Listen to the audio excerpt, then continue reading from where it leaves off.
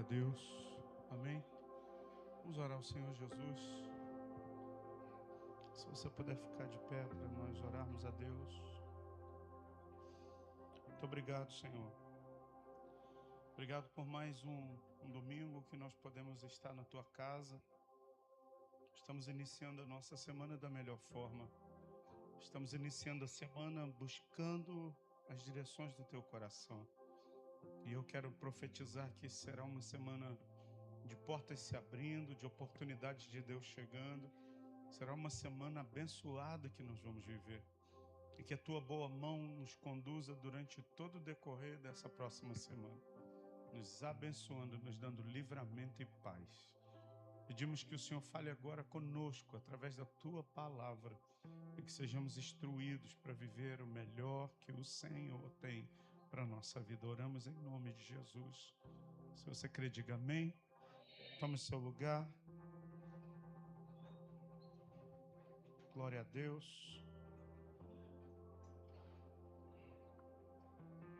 Eu quero falar hoje sobre escolhas. Olha para o seu vizinho e diz assim: você escolheu estar aqui. Você escolheu a roupa que você vinha, sim ou não? Eu sei que tem alguns maridos que andam oprimidos, que a mulher está escolhendo a roupa do cara vir para a igreja, irmão. Outro dia eu vi um casalzinho de jovem, falei, estão combinando, né? Aí o rapaz abaixou a cabeça, eu falei, coitado, nem casou, o jovem já está na opressão. Aí a menina falou, eu que escolhi, pastor. Eu falei, inocente, não sabe de nada. A vida da gente é feita de escolhas. Todo dia a gente escolhe. Você escolheu hoje se você ia almoçar ou não, sim ou não? Você escolheu se você ia repetir. E teve gente que escolheu bem. Eu não sei como foram as tuas escolhas em 2025. Mas a gente está iniciando esse ano, então é tempo de você fazer as melhores escolhas da sua vida. Eu escolhi casar com a Cristiane. Graças a Deus ela não escolhe a minha roupa. Foi a melhor escolha que eu fiz. Eu escolhi vir para cá hoje ou não. Hoje foi pela manhã, a gente deixou a Raquel em casa.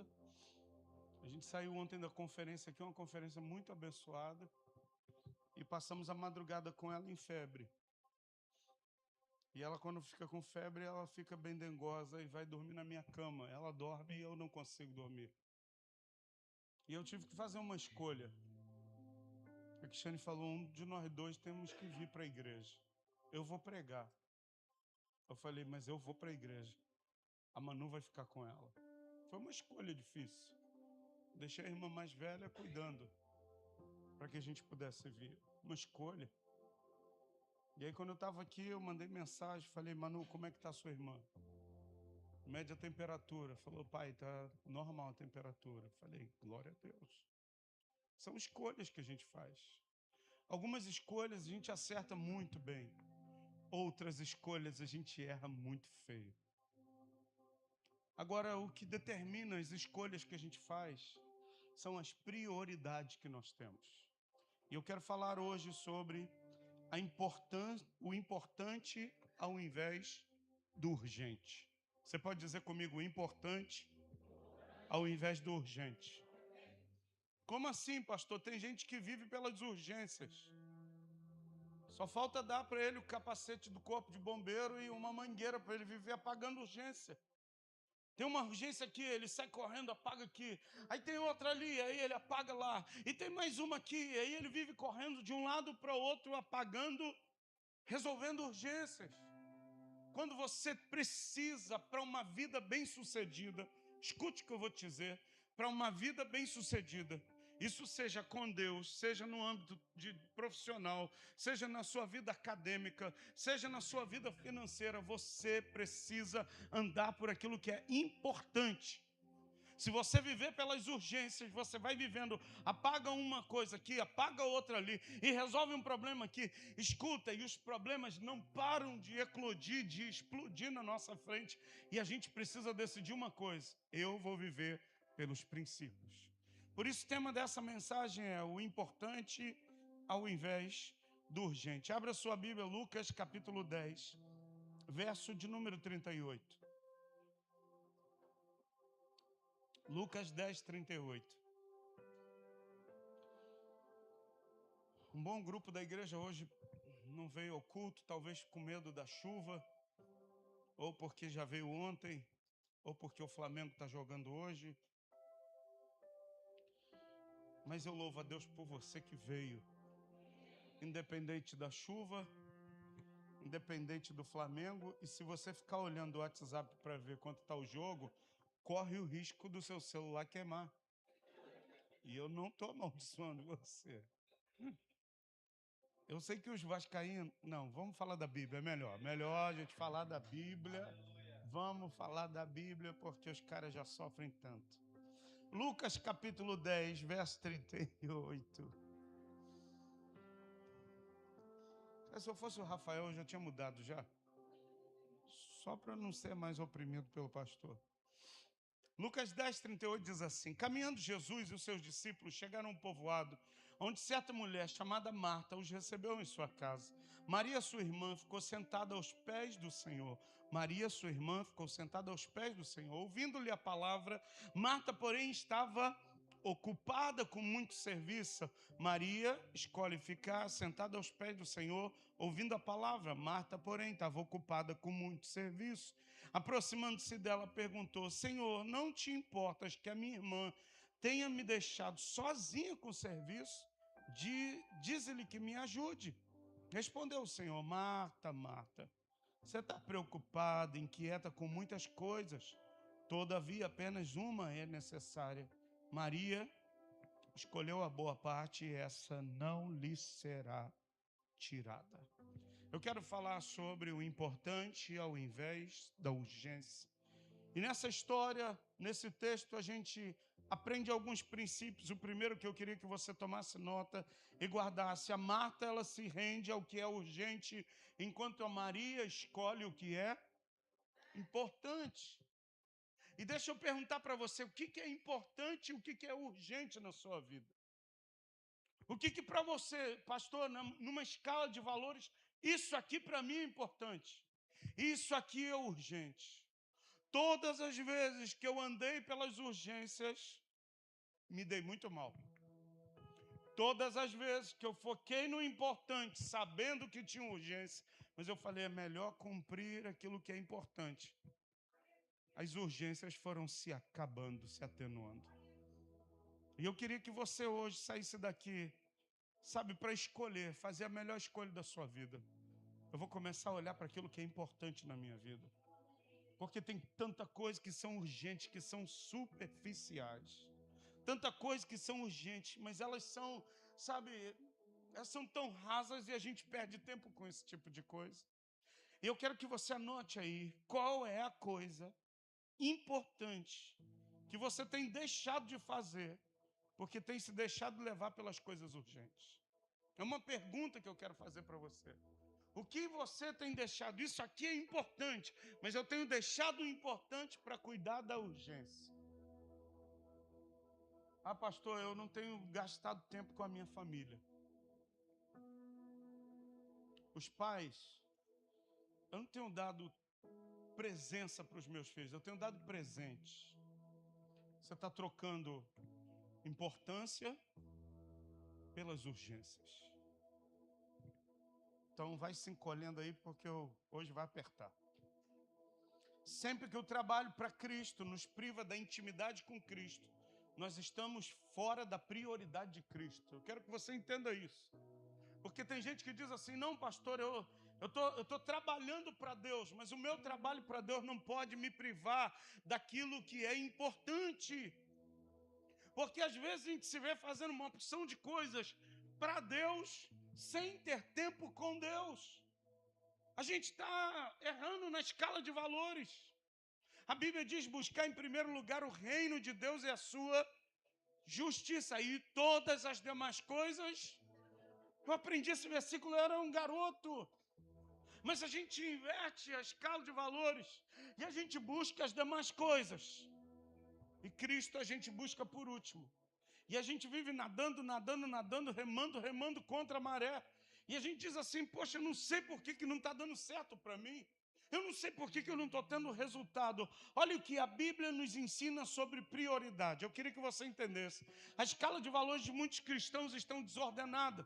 Está fora do lugar, fora de ordem. Primeira coisa que você precisa colocar na sua escala de valores: Deus em primeiro lugar. Olhe para o seu vizinho e diga assim: Deus precisa estar em primeiro lugar.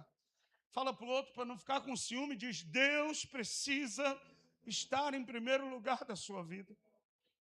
Evangelho de Marcos, capítulo 12, verso de número 28.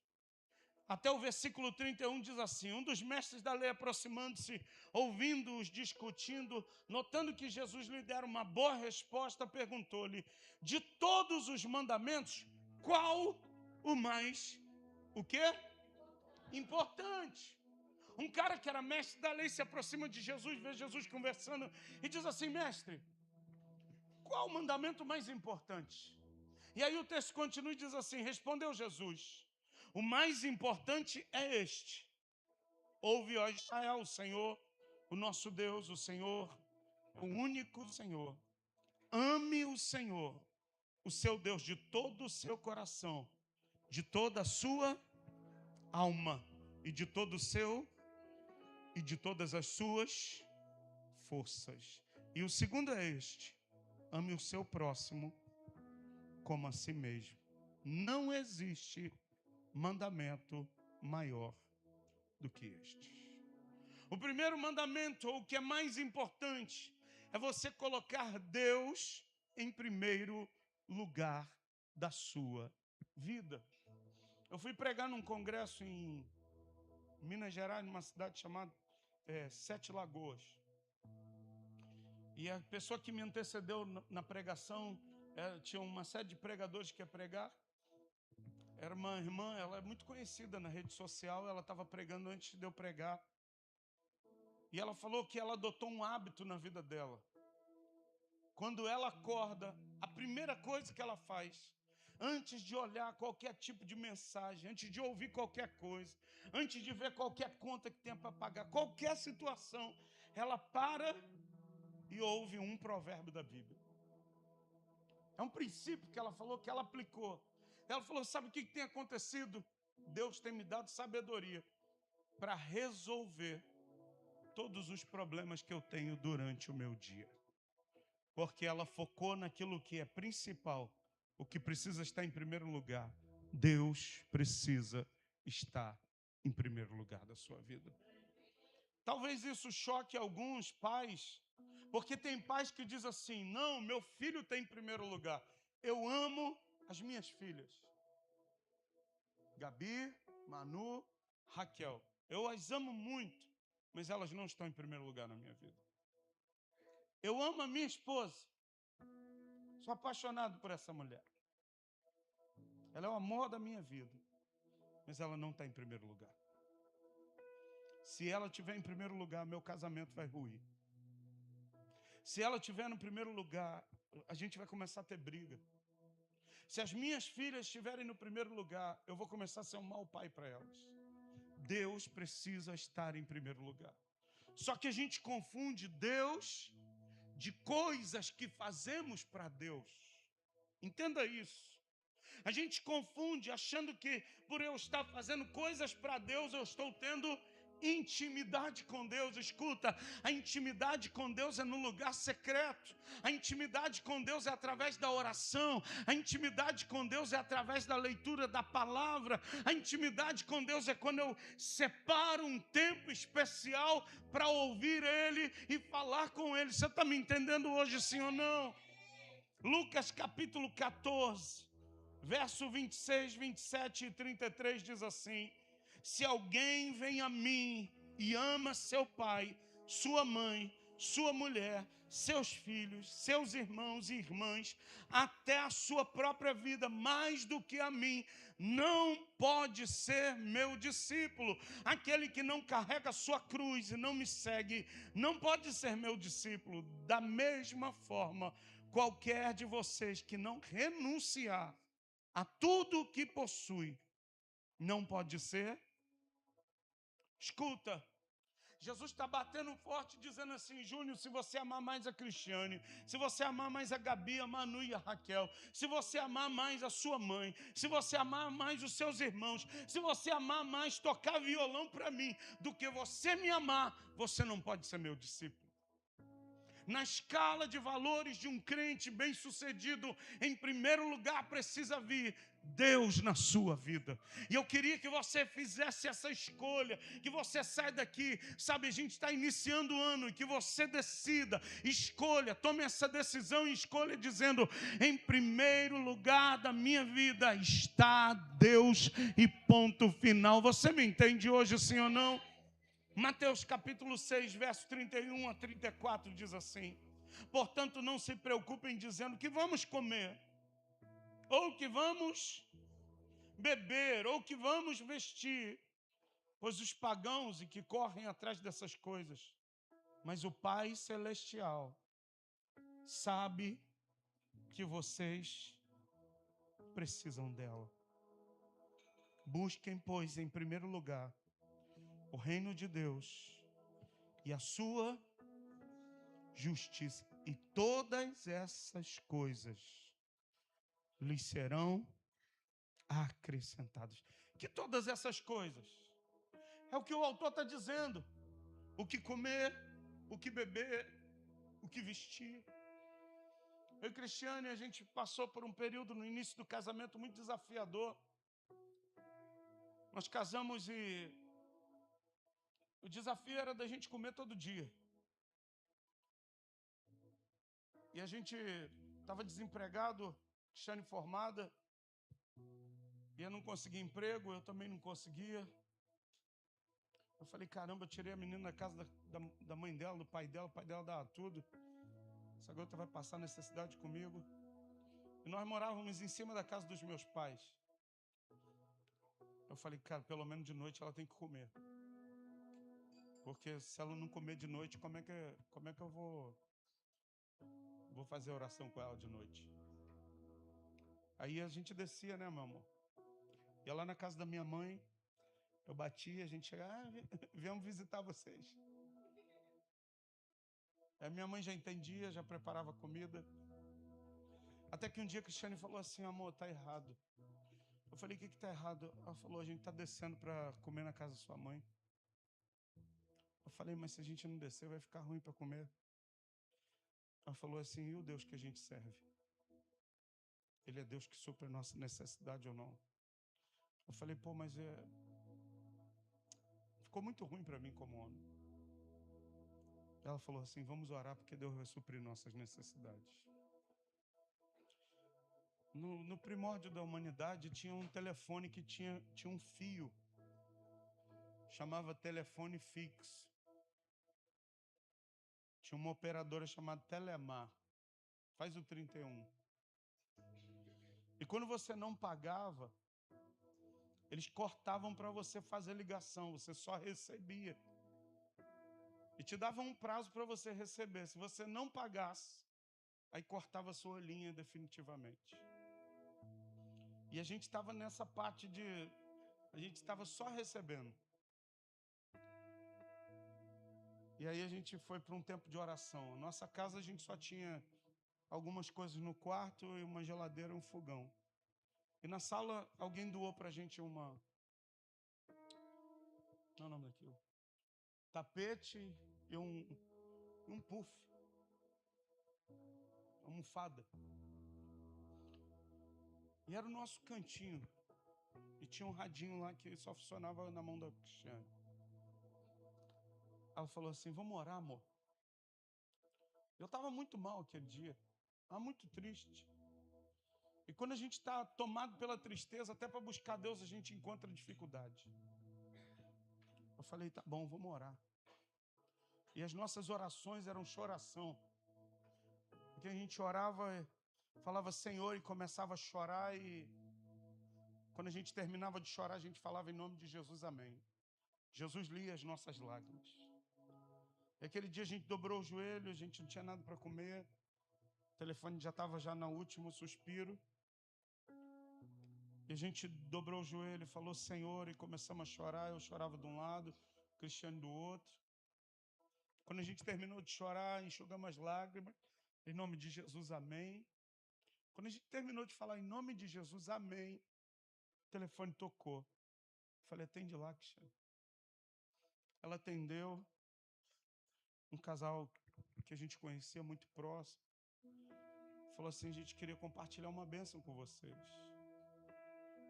É que no nosso trabalho a gente ganhou dobrado a cesta e a gente pensou em abençoar vocês. Não sei se vocês vão se sentir constrangidos com isso. A Cristiane no telefone falou assim, é uma cesta. Porque ela assim, é do zero ao 100 em 4 segundos. Ela é igual uma Ferrari, irmão. Ela está chorando, acabou de chorar, começa a rir. A gente estava chorando, ela foi do choro, o sorriso, e eu lá, sabe, os 4 pneus arriados. Ela falou, ganhamos uma cesta. A pessoa falou, olha, só tem um problema, a cesta é um depósito que a gente recebe no cartão, é em dinheiro. A Cristiane, é em dinheiro.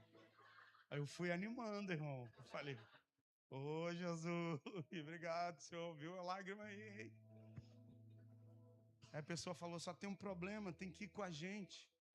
Mas a gente passa aí, busca vocês de carro, vai no mercado, faz a compra e traz vocês. Eu falei, não vou precisar pegar peso. Quando a pessoa falou o valor, o que a gente costumava comprar era metade do valor que a gente estava recebendo. Quando a pessoa desligou, a gente dobrou o joelho e a gente foi chorar.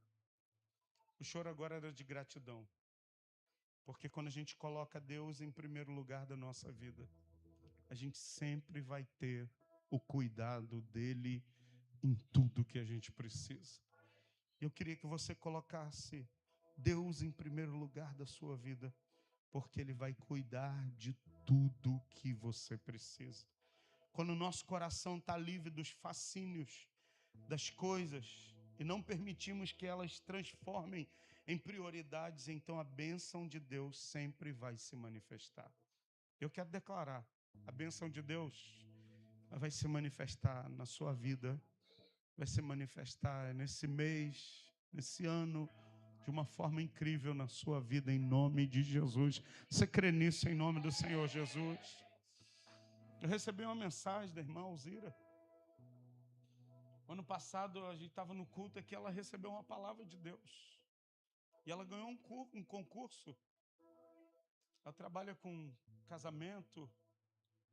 Ela consegue pegar alguém muito ruim, faz uma lanternagem top, irmão. Você olha e fala assim, uau! Muda a pessoa. E ela ganhou um concurso. Eu fiquei muito feliz, Alzira. Eu quero dizer que é só o começo. Se você colocar Deus em primeiro lugar, Ele sempre vai te colocar nos primeiros lugares. Buscar em primeiro lugar o reino de Deus e a sua justiça, e todas as demais coisas vos serão acrescentadas. Segundo lugar, a família está em segundo lugar. Não quebre a ordem. Primeiro Deus, depois a minha família. Escuta, em primeiro lugar está Deus, em segundo lugar está a sua família.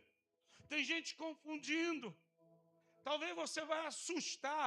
Pastor, o senhor está falando que a minha família está em primeiro lugar do que a igreja? É mesmo. Sabe por que o casamento não está legal? Porque você está colocando a igreja no lugar que era para estar a sua família. Agora tem gente que pega a fala do pastor. Se a família é em primeiro lugar, vou tirar umas férias, final do ano eu estou aí de volta. Vai te dar problema. Porque se Deus está em primeiro lugar, depois vem a minha família, eu sempre vou andar debaixo da ordem, eu nunca vou tropeçar. 1 Timóteo capítulo 5, verso de número 8, olha o que diz. Se alguém não cuida dos seus parentes, especialmente dos da sua própria família, negou a fé e é pior que um descrente. Escuta, de nada adianta eu pregar aqui ou acolá, se eu não cuidar da Cristiane, não cuidar das meninas e agora cuidando da minha mãe. Se eu não fizer isso, Deus olha do trono e diz: é pior do que um descrente. Então cuide da sua família. Os maridos que estão aqui, levante a mão aí, campeão. Ô santo, cuida dessa mulher. Leva ela na loja.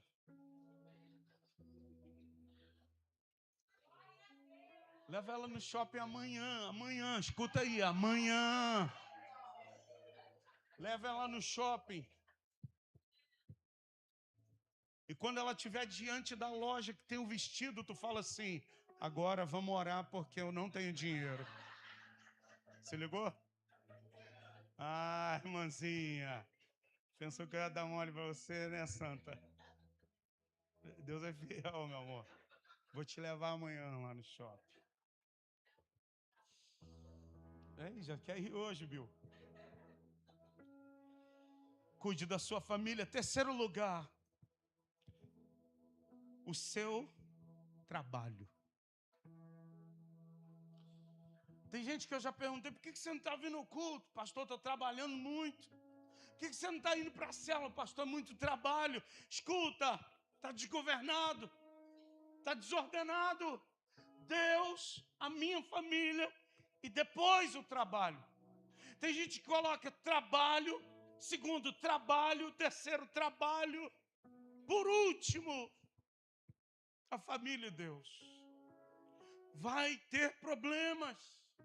O problema uma hora vai chegar. E quando chegar, meu irmão, talvez não tenha nenhuma solução para remediar o problema. Não vai ter remédio, não vai ter solução. Pastor, e agora, pastor? Pastor, ora, escuta, não vai ter oração certa. Porque existe uma lei chamada tudo que eu semeio, eu colho. Sabe, durante tanto tempo você viveu desordenado. Escuta, está colhendo da semente que plantou. Deus em primeiro lugar, sua família em segundo lugar, seu trabalho em terceiro lugar. E quando trabalhar, honre o nome de Jesus no seu trabalho. Seja crente no seu trabalho. Seja santo no seu proceder. Para que as pessoas olhem para você e digam: cara, tu é diferente. É porque eu estou honrando Jesus. Porque eu estou honrando a minha família. Porque eu estou honrando a minha casa. Quarto e último lugar, está a igreja. Você percebe que na escala, Deus, minha família, meu trabalho e a igreja. Se você não obedecer essa ordem, você não vai conseguir fluir na igreja. Você não vai conseguir ser igreja. Você vai ser qualquer outra coisa, menos ser igreja. Amém ou não amém? Hebreus capítulo 10, verso 26. Diz assim: não deixemos de nos reunir como igreja, segundo o costume de alguns, mas encorajemo-nos uns aos outros, ainda mais quando vocês veem que está próximo o dia. Então quero dizer para você: ah, pastor, se o último lugar da escala é a igreja, então eu não preciso vir. Não deixei de congregar, como é costume de alguns. Mas a gente precisa encorajar um ao outro, sabe, no serviço, na obra de Deus. A questão do tempo. A verdade é que sempre vamos ter tempo para aquilo que escolhemos ter tempo. Eu já fiz várias perguntas para diversos irmãos. Ô irmão, você está tão ausente? É, pastor, estou trabalhando muito. Ô irmão, por que você não está vindo? Ô pastor, minha escala agora. Escuta, não é a escala. Não é o volume de trabalho. É porque eu tenho tempo para aquilo que eu escolho ter tempo. Se eu escolher, eu vou ter tempo para Deus. Ah, minha vida é tão corrida, mas eu escolhi, esse tempo aqui é para Deus. Tem alguns irmãos aqui da igreja que são adeptos do exercício físico, da musculação. Você escolheu, não escolheu? Tem que ter esse tempo. É sagrado. Tem gente que não negocia. Aqui o santo homem aqui, ó. A gente estava fazendo a mudança lá de casa. Todo mundo com fome, não tinha nada para comer. Daqui a pouco o Robson falou, vou ali. Falei, cadê o Robson? Sumiu, irmão. Daqui a pouco volta ele, renovadão. Não, dá um pulinho ali na academia. Foi fazer o exercício. Porque ele escolheu ter tempo para a saúde dele. Escolheu ter tempo para cuidar da saúde. Escuta, você escolhe o tempo que você quer ter. Se você escolher, não, eu vou ter tempo para minha esposa. Eu vou ter tempo para os meus filhos. Eu vou ter tempo para estudar. Eu vou ter tempo para mim buscar a presença de Deus. Eu vou ter tempo para, desenvolver uma nova habilidade, para desenvolver um novo tipo de trabalho. Você vai encontrar sempre tempo naquilo que você quer. Ou você também pode dar desculpa, eu não tenho tempo para isso. Quantas foram as vezes que a gente foi evangelizar e a pessoa falou, não tenho tempo para isso. Eu não tenho tempo para aquilo. Eu não tenho tempo para isso. Falar nisso, a gente começa as nossas células na próxima quarta-feira. Aí vai ter gente que vai dizer assim, eu não tenho tempo para ir para a célula. É porque você não escolheu ir para a célula. Não é porque você não tem tempo. Eu quero encerrar dizendo para você, aprenda a dizer não para algumas coisas. Tem coisa que eu aprendi a dizer não. Vai fazer isso, pastor? Não. Por que não? Porque não está na minha escala de valores. Você vai fazer aquilo? Não. Por quê? Porque isso não é prioridade. Porque isso não é importante para mim. Você vai fazer aquilo outro? Também não. Por quê? Porque isso não vai me acrescentar aonde eu quero chegar. No objetivo que eu tracei para a minha vida. A nossa vida, ela é feita de escolhas e decisões todos os dias. Que você hoje decida e escolha. Eu vou viver aquilo que Deus tem para a minha vida. Fique de pé em nome de Jesus. Eu quero